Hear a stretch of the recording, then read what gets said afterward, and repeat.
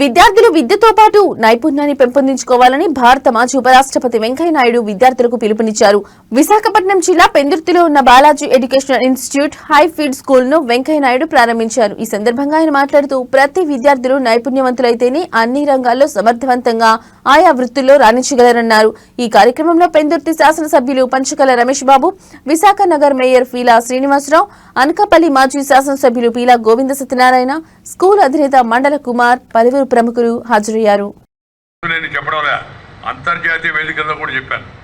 ఈ యొక్క విశాఖపట్నం నగరం ఇది స్మార్ట్ సిటీ చేసినప్పుడు కూడా ఈ నగరం ఒకటి భగవంతుడి వలన అద్భుతమైన సౌందర్యం కలిగిన నగరం.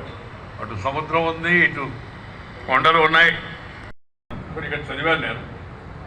ఈ విశాఖపట్నం జైలులో ఉన్నాను ఒక 17 నెలల పాటు. ఒక రకంగా విశాఖపట్నం జైలు జీవితమే.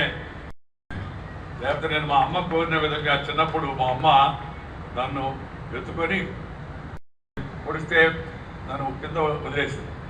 నేను చనిపోయిన తర్వాత మా అమ్మ చెప్పిందంట, మా అబ్బాయిని బాలాజీ హైఫీల్డ్ ఇంటర్నేషనల్ స్కూల్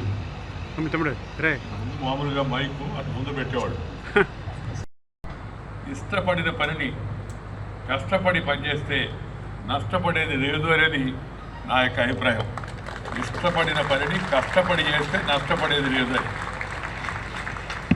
ఈరోజు జీవితంలో మనకు భగవంతుడు ఒక మంచి అవకాశం ఇచ్చి ఒక స్థాయి కల్పించినప్పుడు మనము తిరిగి సమాజానికి ఏదో ఒకటి ఇవ్వాలనే భావం కూడా మన భారతీయ ధర్మశాస్త్రంలో ఉంది. Share and care is the core of Indian philosophy అని చెప్తూ ఉంటారు.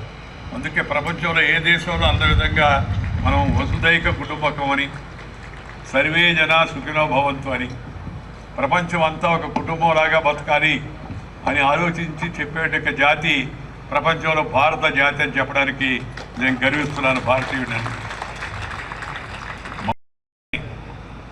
మనకిన్న తెలివితేటలను, మనకు వచ్చిన సంపదను ఇతరులతో కూడా పంచుకోవడానికి అనేక మార్గాలు ఉన్నాయి.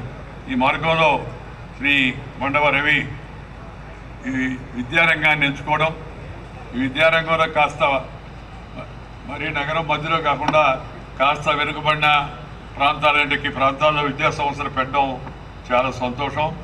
ఆ మంచి పని చేస్తున్నందుకు శ్రీ మండవ రవికుమార్ నేను హృదయపూర్వకంగా అభినందిస్తూ ఉన్నాను. మనం మంచి పని చేయలేకపోయినా మంచి పని చేసేవాళ్ళని అభినందించాలి. జీవితంలో అందరూ కూడా గుర్తుపెట్టుకోవాల్సిన విషయం. మనం చేయలేము.